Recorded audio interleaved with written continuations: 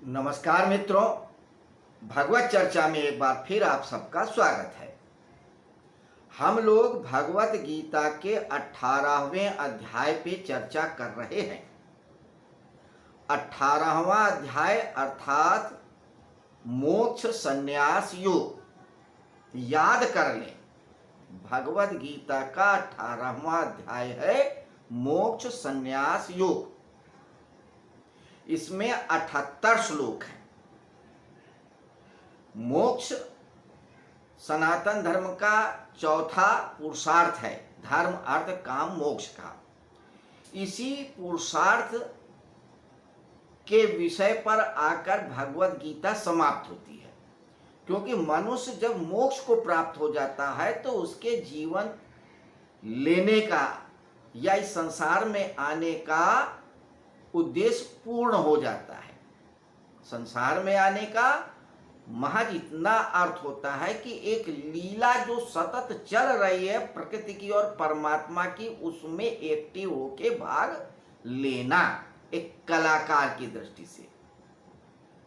तो आप जब और हम जन्म लेते हैं तो उस महान खेल या लीला में भाग लेने के लिए आते हैं, और मोक्ष हो जाने का अर्थ है कि हमने अपना पाठ बखूबी निभा लिया, अब हमको परम धाम में चला जाना है।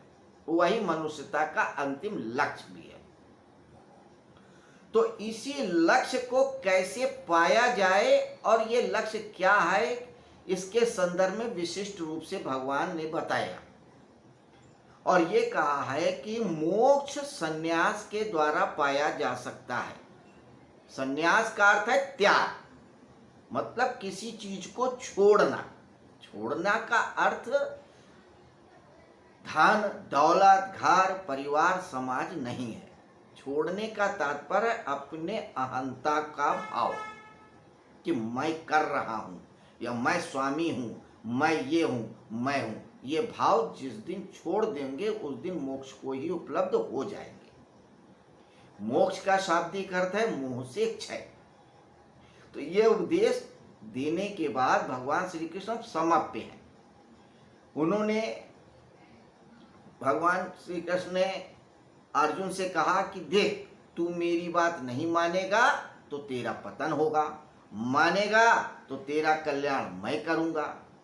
इसके बाद उन्होंने ये कहा कि जो मैंने तेरे को उपदेश दिया है, गुह से गुह, गुड़ से गुड़, जो सबको बताने के लिए नहीं है, उसे तू किसी से बताना नहीं। बताना तो किसको बताना?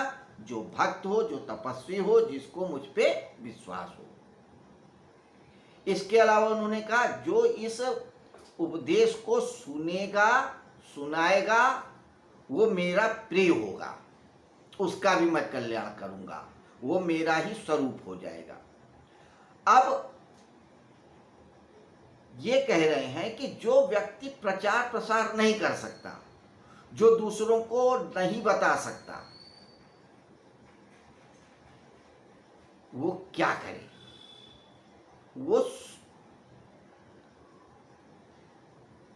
कुछ तो करेगा जिससे उसके कल्याण हो। अगर कोई व्यक्ति ये कहे कि भाई मैं तो प्रचार प्रसार नहीं कर सकता, मेरे अंदर बोलने की क्षमता नहीं है, मेरे अंदर कुछ करने की क्षमता नहीं है, कहीं आने जाने का वक्त नहीं है, तो क्या करे? तो क्या मेरा कल्याण नहीं होगा? तो भगवान श्री कृष्ण उसी बात का उत्तर देते हैं इस 70वें श्लोक में। तो 78 श्लोकों वाले इस अध्याय के 70वें श्लोक में क्या लिखा है, आइए देखते हैं।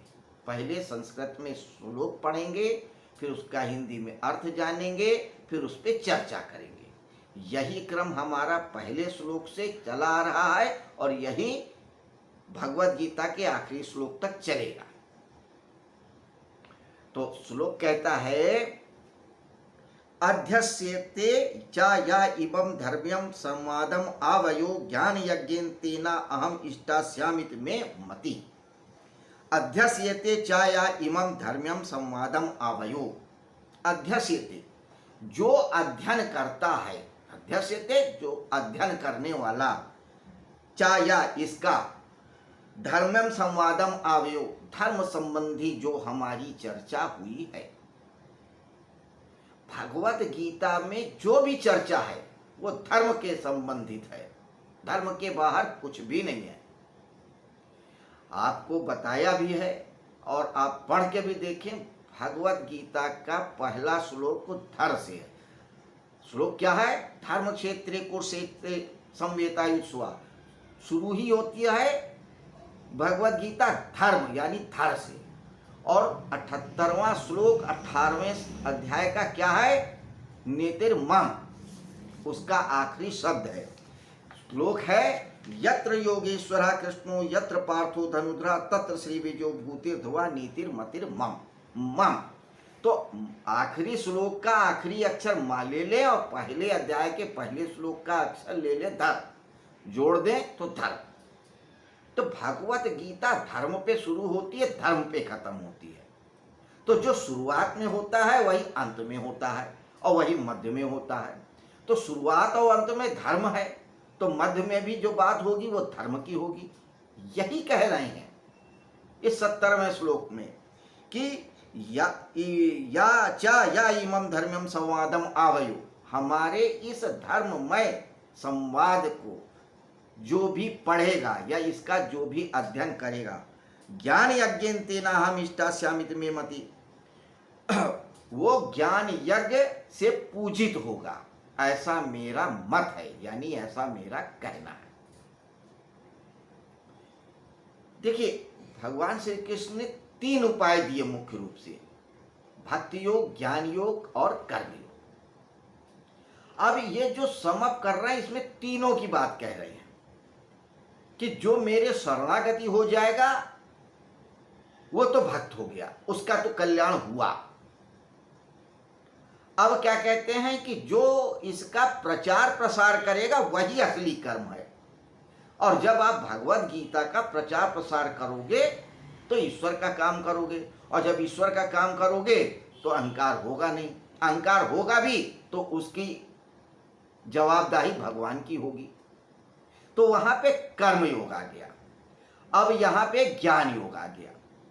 क्या आप प्रचार प्रसार भी नहीं कर पाते हैं, शरणागति भी नहीं हो पाते हैं, तो अध्ययन ही कर लीजिए, पढ़ ही लीजिए, और पढ़ लेंगे तो ज्ञान यज्ञ से पूजित होंगे। तो तीनों मार्गों के लिए कह रहे हैं। शरणागति होके तू भक्त हो जाएगा, भगवत गीता प्रचार प्रसार करके कर्मयोगी हो जाएगा, और अध्ययन करके ज्ञान योगी हो जाएगा। तुम कहीं से बच नहीं पाओगे, कृष्ण ही हो जाओगे। कृष्ण छोड़ते नहीं है। कृष्ण का मतलब ही है आकर्षण करने वाला, जो आकर्षित कर ले, कृष्ण कर ले, खत्म कर दे। तो कृष्ण अपने अंदर बहुत आकर्षण शक्ति रखते, एक बार उनके औरा में आ गए तो बच नहीं पाओगे। कोई ना कोई तरीके से वो खींच ही लेंगे, चाहे बांसुरी से, बांसुरी बजा के खींच लेंगे, रास लीला करके खींच लेंगे, गीता का उपदेश दे के खींच लेंगे, नहीं सुदामा जैसी मैत्री से खींच लेंगे, या मीराबाई के सखा जैसे बन लेंगे, या प्रेमी बन जाएंगे राधा के। कुछ ना कुछ भाव ले करके वो आपको अपने में समाहित कर लेंगे। तो भगवत गीता की यही खास बात है, एक बार आपने अध्ययन कर लिया तो फिर आप उसी के हो गए। तो ये थी 70वें श्लोक पे एक चर्चा। तो 70वें श्लोक में क्या कहा कि जो प्रचार प्रसार नहीं कर सकते हैं वो अध्ययन करें। इसके अलावा चलते चलते एक बात और, कुछ लोग हृदय से जीते हैं, जीवन उनका हृदय से चलता है, बहुत भावुक होते हैं, बहुत मिलनसार होते हैं, प्रेम पूर्ण होते हैं, उनके लिए भक्ति मार्ग है। जो व्यक्ति कर्मठ होता है, बिना कुछ करे रह नहीं सकता, उसके लिए कर्म मार्ग है। और जो व्यक्ति न कर पा रहा है कुछ काम, फील्ड में जाके कुछ दौड़ के भाग के, और ना ही प्रेम पूर्ण है, वो हर चीज सोचता है, तोड़ता है, पढ़ता है, लिखता है, तब जाके मानता है, उनके लिए ज्ञानी मार्ग है।